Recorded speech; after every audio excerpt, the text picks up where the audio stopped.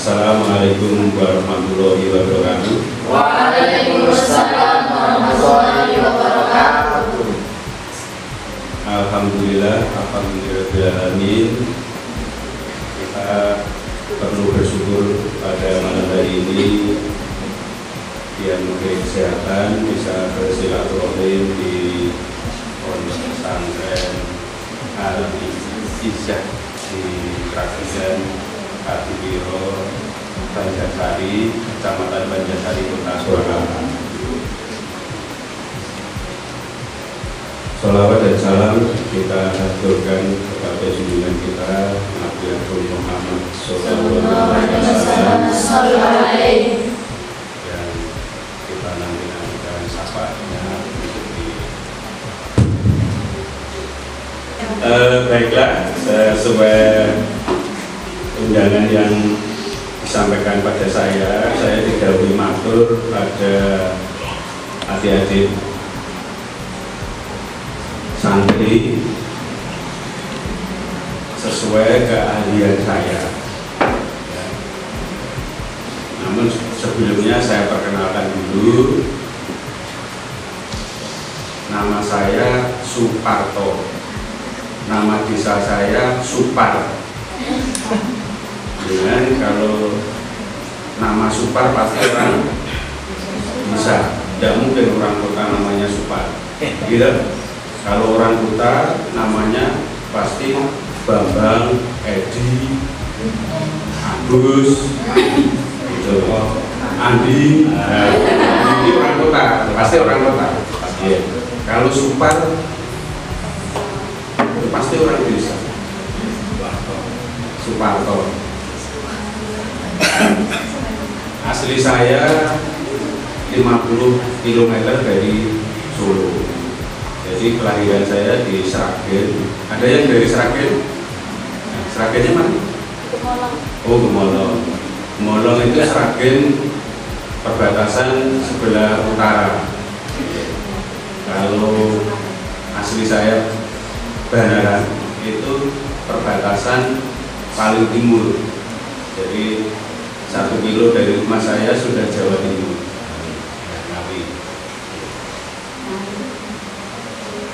Saya alhamdulillah diberi kesempatan oleh Allah tinggal di Solo.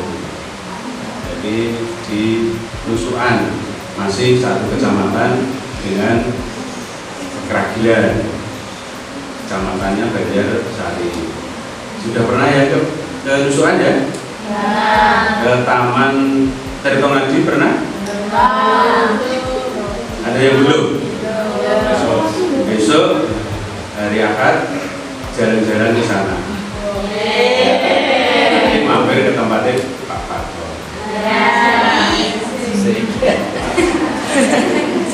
Saya punya saudara tua, alhamdulillah dianugerahi oleh Allah itu menjadi presiden.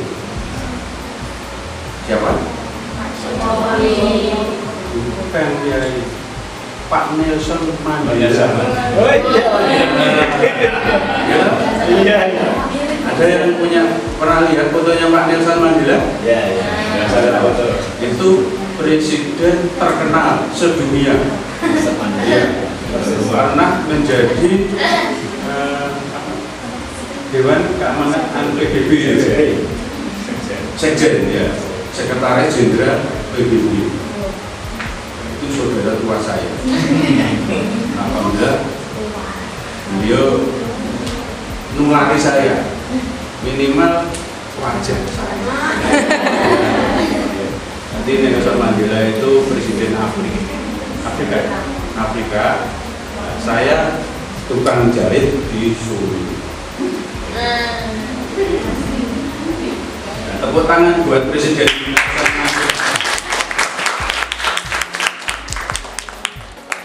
Semoga kita bersama dapat tularan ilmu, atau bahasa pesantren itu karomahnya, ya.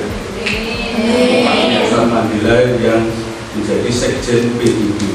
Sekjen PBB itu orang terpilih. Besok penggantinya presiden. Amin ya. Amin. Ya. Para santriwati yang saya banggakan, perkenalan selanjutnya, pekerjaan saya tukang jahit. Anak saya 3, kebetulan sudah punya istri semua. Kalau belum, saya akan memilih, siapa tahu jadi jodohnya anak saya. Tapi saya masih punya cucu. Siapa tahu nanti berjodoh dengan cucu saya, sama-sama cucunya, ya. Karena cucu saya yang besar baru 3,5 tahun, yang 1 tahun. Siapa tahu nanti berjodoh dengan putrinya jenengan. Ya, kebetulan anak cucu saya cowok. Siapa tahu, ya Allah itu maha besar. Ya. Nah, jadi kalau nanti itu presiden nasional. Jadi kalau putranya jenengan dapat cucu saya, naik manggil saya berarti Uyuh. Mbak ya? Ya, Mbak ya. Oh iya, Mbak ya. Oke. Para santri yang kami hormati, di sini saya akan cerita aja. Kalau saya berbagi, nanti jenengan tidak mau, ya kan? Kalau cerita di rumahnya karpu, orang alhamdulillah, di rumahnya alhamdulillah, orang ke Banten, gitu?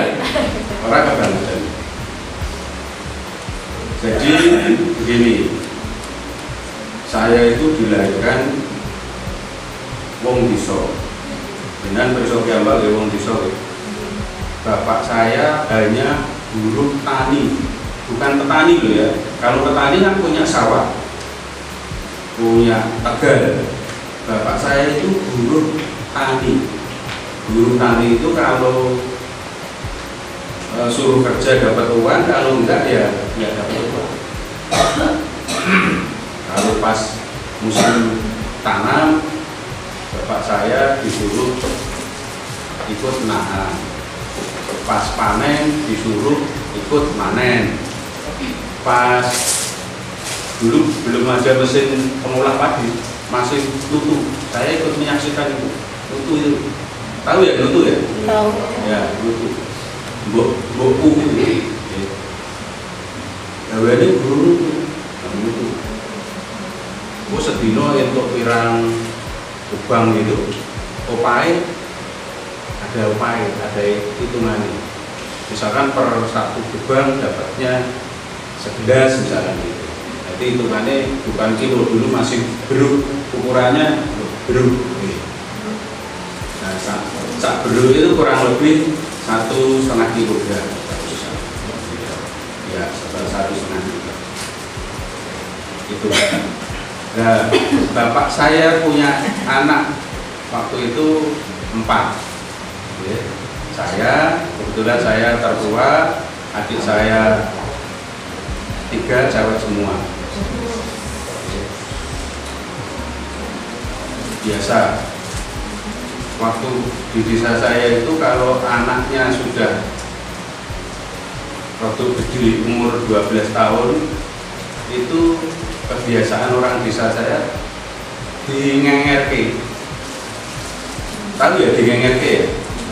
Atau mangon. Ya mangon itu wong desa kan ana sing sugih duwe sapi, duwe kebo.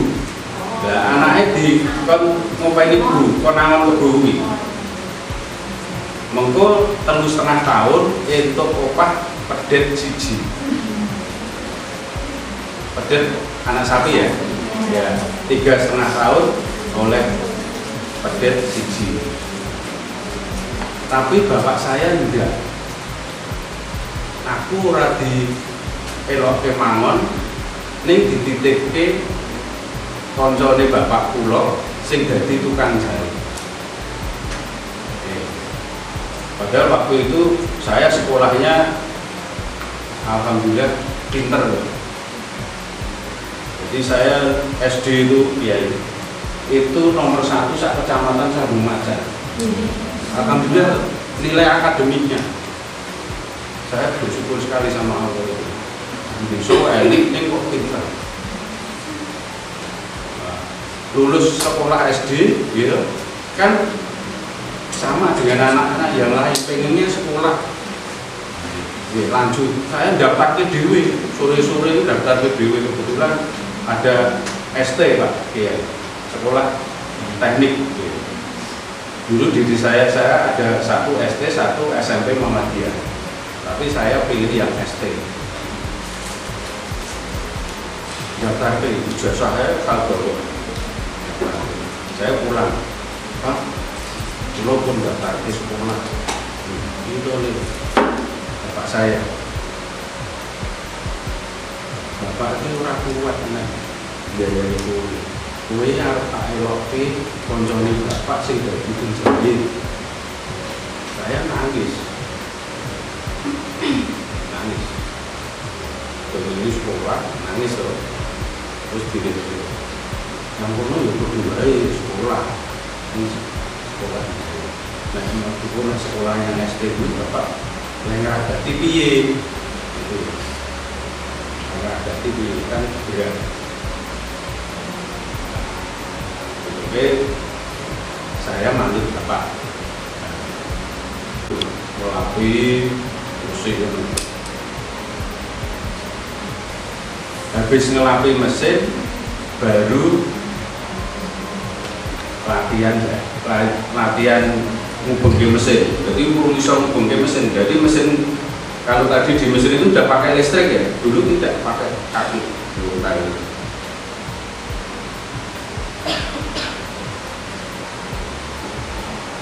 Nah, Mbah Saimin ini orangnya disiplin, keras. Makanya saya juga bersyukur sekali saya dititip bapak saya ke Pak Saimin ini. Kalau saya ikut bapak saya mungkin beda jadinya, keras. Saya ikut Pak Saimin itu kurang lebih 3 tahun. Kalau angon sapi dapat obat pedet siji, saya di situ alhamdulillah dapat ilmu jahit, tidak dapat upah. Tapi alhamdulillah saya senang. Jadi waktu ikut Pak Saimin itu ada teman seangkatan saya yang dia dapat tugas itu Kersulo. Kersulo tahu ya? Menggerutu. Mungkin di sini juga ada dapat tugas menggerutu ada. Ada enggak? Enggak ada ya, alhamdulillah enggak ada. Enggak ada. Enggak ada yang aku ya. Menggerutu. Tapi saya alhamdulillah ikhlas, dapat tugas itu ikhlas. Padahal saya sudah bisa jahit itu, tapi ditugaskan ke sawah gitu, Pak. Jadi Pak Saimin kan punya sawah. Jadi kalau pas jahitannya nggak begitu ramai, itu pagi suruh ke sawah dulu. Nah, teman saya ini menggerutu, tidak ikhlas. Yang aku nyopin juga itu penyang sawah. Gitu. Tapi saya ikhlas, alhamdulillah ikhlas. Jadi saya jalani dengan senang.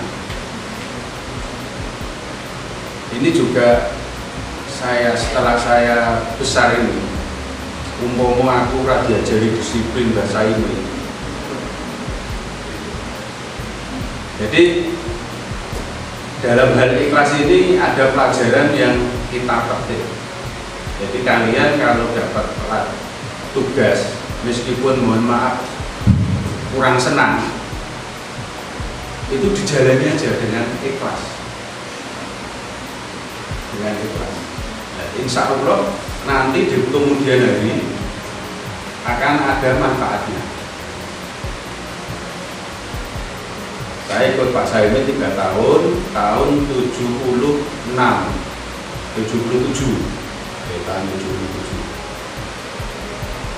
Tahun 77 saya ke Solo, langsung ke Wonogiri 1 tahun ikut orang, ikut penjahit. yang di Wonogiri itu penjahit terkenal di Wonogiri. Di sana juga ada kejadian lagi seperti yang di tempatnya Mbak Saini itu. Kebetulan kiosnya itu tidak begitu luas. Ya kalau malam saya tidurnya di emper toko. Di toko, bukan di dalam toko, tapi di emper toko. Itu saya jalani 1 tahun. Tapi saya senang. Komo saya bilang sama orang tua saya, Pak, Bu, aku yang kono turunnya yang emper toko. Pasti orang tua saya nangis. Tapi saya tidak saya ceritakan, ya saya ceritakan yang enak-enak aja. Pas itu dapat gaji gitu. Dan alhamdulillah saya jalani dengan senang. Terus saya pindah ke Solo. Ke Solo tahun 78. Tahun 78 saya ikut penjahit waktu itu terkenal di Solo. Jadi di Coyudan itu kan ada penjahit Agung Rampuran, Sentrum, Bombe Basah. Ya yang pasti tahu. Nah, itu penjahit terkenal. Saya ngelamar di Bombe Basah. Bombe Basah itu yang punya orang India, orang Bombe. Saya dipal, ucap cili, aku iso jahit. Dicobi Pak. Saya terus mencoba. Dan alhamdulillah saya diterima di situ. Saya mengawali jahit dengan model tailor. Jadi penjahit itu ada penjahit pisau, ada penjahit konveksi, poden, ada penjahit tailor. Oke, nanti dua catatan. Saya di Bombe Basah itu selama 2 tahun, tahun 78 sampai akhir 79. Waktu itu umur saya 20 tahun, menjelang 20 tahun. Saya berpikir gini, ya aku melu wong terus, ya. Kalau saya ikut orang terus, yang dapat nama kan orangnya itu, yang mengerjakan saya. Kenapa saya tidak mendirikan sendiri meskipun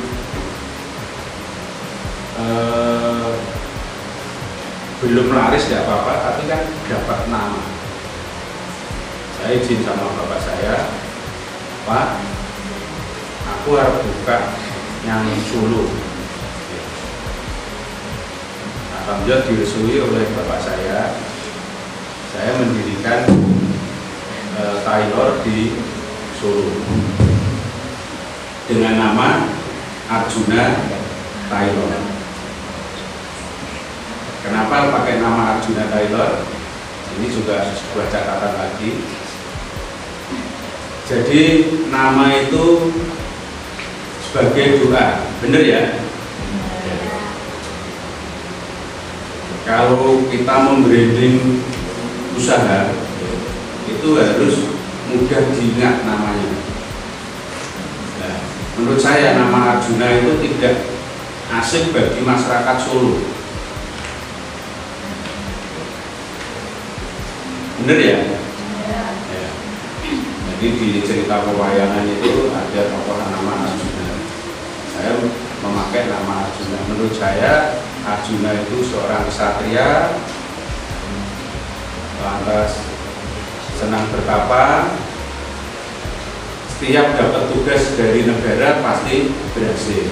Terus ya Pak. Ya. Jadi Satria Arjuna itu.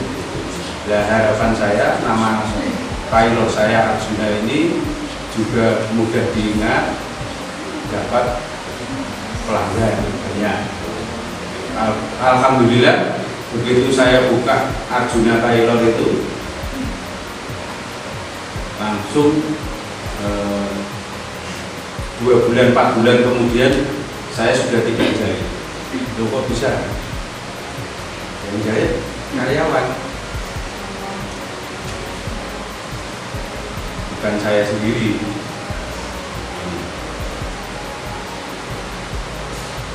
Terus perjalanan waktu itu yang jahit satu hari jadi kan belum ada, atau ada yang pernah jahit kan disemayani terus, ada enggak? Banyak ya? Ya. Jadi jahit kan penjahitnya bilang tanggal 10, diparani tanggal 10 belum jadi, itu ya. Nah, saya berani beriklan Arjuna Tailor Solo menerima jahitan satu hari jadi atau one day service. Itu hebat apa hebat? Sangat hebat ya. Dengan saya berani beriklan itu tambah terkenal meneh. Padahal penjahit saya itu waktu itu kecil kan, hanya 2x2 kios saya itu. Tapi pelangganan saya waktu itu menjahitnya pakai mobil kan sudah termasuk hebat, gitu. Mobil pagar yang dibeda.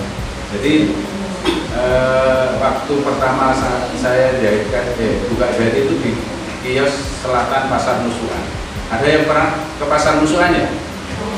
Ya, itu di selatannya kurang lebih 300 meter ada perempatan, saya di pojokan itu. Rumahnya masih ada seperti itu, jadi kios saya kecil seperti itu. Saya nyewa di sana 2 tahun, lantas saya pindah ke yang sekarang saya tempati.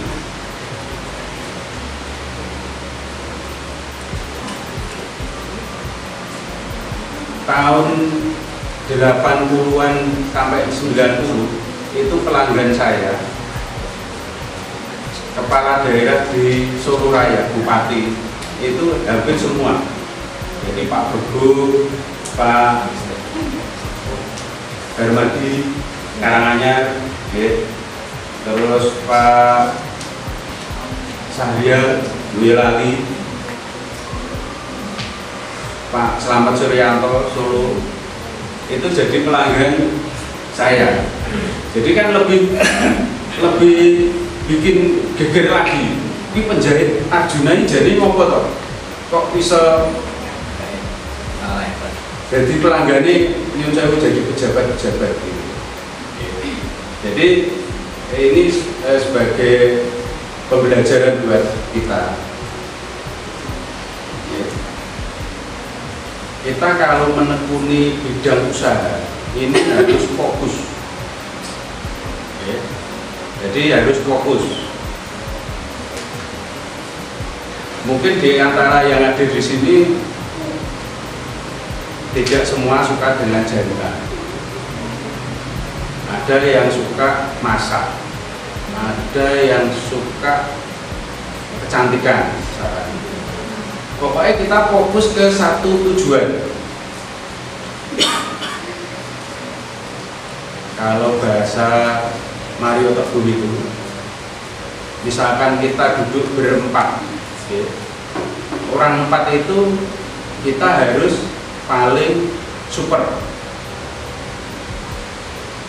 Nah, paling super sih apa maksudnya di bidang orang 4 ini? Misalkan saya dengan Pak Yoga ini kan sama-sama penjahit. Saya harus menonjol di antara penjahit. Nah, nanti akan dipromosikan oleh penjahit itu.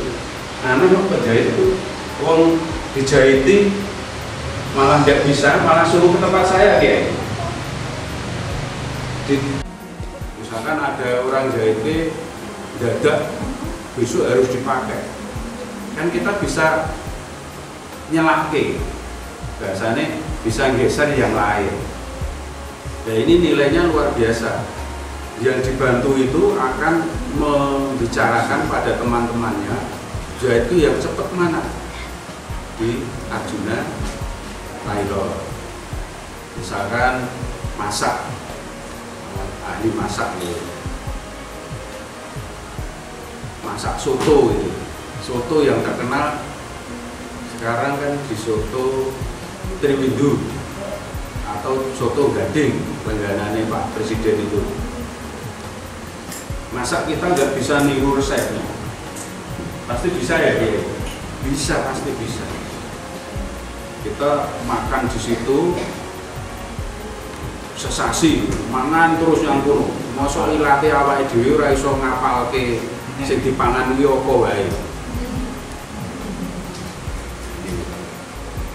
Jadi untuk memulai usaha, pertama kita harus senang dulu dengan yang kita akan tekuni. Tidak harus besar dulu, dari kecil. Seperti saya tadi, saya awali dari ngenger, melu wong, ya. Tapi saya fokus. Saya tidak pernah saya ditawani saudara saya yang juragan kayu di Klaten saya. Pak, kowe melu aku wae dadi cari. Dari cari itu tukang ngedoli kayu jati itu, tukang gawe nota. Tapi saya tidak mau. Saya tak memperdalam jahit aja Pak Di. Jadi dalam bidang usaha apapun itu harus fokus ke usaha kita. Nama pertama harus punya arti yang baik, tidak panjang, tidak panjang. Terus yang kita jual itu misalkan kita penjahit ya, saya bisanya baju, ya udah kita fokus ke baju dulu aja. Nanti sambil jalan belajar yang lain, misalkan belajar celana, belajar jas gitu. Tapi saat kita bisa bikin baju, kita harus berani mengatakan bahwa kita bisa bikin baju yang baik.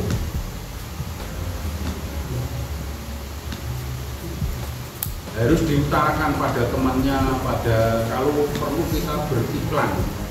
Sekarang iklan kan murah ya. Kalau dulu waktu saya berani bayar iklan di bioskop, berani bayar iklan di radio. Sekarang iklan di Facebook, di IG bayar.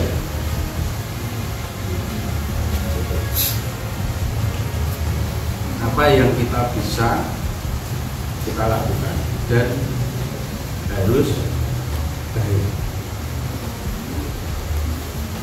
Terus punya cita-cita.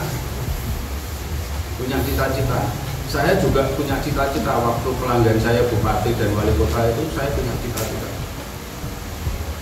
Saya kirim surat kepada Presiden Soeharto, waktu itu presidennya Pak Harto, waktu masih jaya-jaya kirim surat, Pak Harto, kula tiang dusun saged jahit teng Solo, menawi Bapak berkenan meskipun satu ageman saya siap jahit.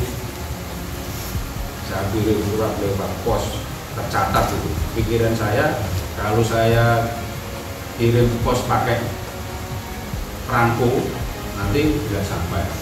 Saya tercatat di kantor pos besar Solo, tercatat. Saya tunggu 1 bulan, 2 bulan sampai beliau wafat, saya tidak dibalas suratnya.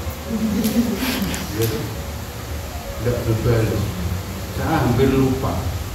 Terus saya punya pelanggan wali kota Pak Jokowi. Saya dipanggil beliau saat maju gubernur untuk bikin baju seragam kampanye. Saya bismillah, wali kota Solo dipanggil mau nyalonkan gubernur DKI. Itu luar biasa apa luar biasa? Luar biasa toh. Wali kota Solo, orang Solo nyalon gubernur DKI. Waktu itu belum pernah ada kejadian seperti itu. Nah, saya sebagai orang Solo kan bangga, senang ditimbali, Mas, iki aku nyalon gubernur seragam niki Solo gawe siap. Saya tidak bicara ongkos lagi itu. Anggarannya semini Mas, bisa ora? Saged. Padahal aku mulai saya hitung-hitung dengan istri saya. Bu, ini untuk ongkosan semua ini dihitung-hitung. Itu Bu, tahu Bu ya? Impas. Jadi biayanya itu impas ora bati. Padahal bikinnya berapa? 1.000. Waktunya hanya 10 hari. Berat apa berat itu? Berat ya? 10 hari. Tapi bismillah, bismillah. Kan saya punya teman-teman penjahit banyak. Alhamdulillah saya kerjakan 10 hari jadi. Waktu jadi diparani oleh Pak Jokowi ke rumah saya. Pas kan waktu itu kan media sangat berarti sekali. Sampai sekarang media ya jangan kita sepelekan. Waktu dipilih Pak Jokowi digawake media, wartawan itu, wartawan agak banget mau. Jadi rumah saya itu kan kecil. Rumahnya kalau wartawannya kayak wartawan. Jadi terus di ekspos hari Sabtu itu hari Jumat, Jumatan, hari Sabtu keluar di koran halaman pertama Solo Pos. Jokowi dijahit penjahit desa, judulnya gitu. Foto saya terpampang di situ bareng karo Pak Jokowi. Jadi terkenal, gitu. Jadi terkenal. Oke. Alhamdulillah dengan adanya gitu banyak orang pesan baju di tempat saya. Yang suka Pak Jokowi kan banyak banget itu. Meskipun yang tidak suka juga banyak. Oke. Yang suka yang pesan tempat saya banyak banget, hampir puluhan ribu. Jadi antri, maka saya diangkat oleh Pak Jokowi di media ini. Nah, mulai saat itu saya jadi terkenal penjahit Pak Jokowi, belum presiden, penjahit Pak Jokowi. Terus lagi jadi gubernur sukses, pencalonan presiden juga gitu, nyalon di presiden. Saya juga dapat perintah lagi, alhamdulillah saya sanggup. Alhamdulillah juga Pak Jokowi terpilih jadi presiden. Jadi doa saya 10 tahun yang lalu terjawab saat Pak Jokowi jadi presiden. Mulai sekarang saya terkenal jadi penjahit presiden. Alhamdulillah. Ini saya bawakan murid saya, Mas Yoga, biar menambahi. Jadi Mas Yoga ini mohon maaf berdiri Mas Yoga. Nah, ini kakinya lurus apa miring? Miring. Miring. Ini kakinya tidak lurus, satunya tidak bisa ditekuk. Mas Yoga ini magang, jadi sekolahnya di RC. Ada yang tahu RC ya? RC itu dari sini deket itu, di UNS Kentingan. Di situ ada sekolah khusus di Pabel. Mas Yoga ini sekolah di sana. Saya biasa ada kerjasama dengan RC untuk menerima anak didik yang magang di tempat saya. Selalu saya terima. Jadi nanti kalau ada santri sini yang minat, mohon izin Pak Kiai, atau yang minat jahit, saya siap melatih. Tapi syaratnya harus magang di tempat saya. Ini dari saya, kurang lebihnya saya mohon maaf, biar ditambahi murid saya Mas Yoga. Dari saya nanti bisa disambung lewat tanya jawab ya, kalau ada. Saya cukupkan sekian. Assalamualaikum warahmatullahi wabarakatuh.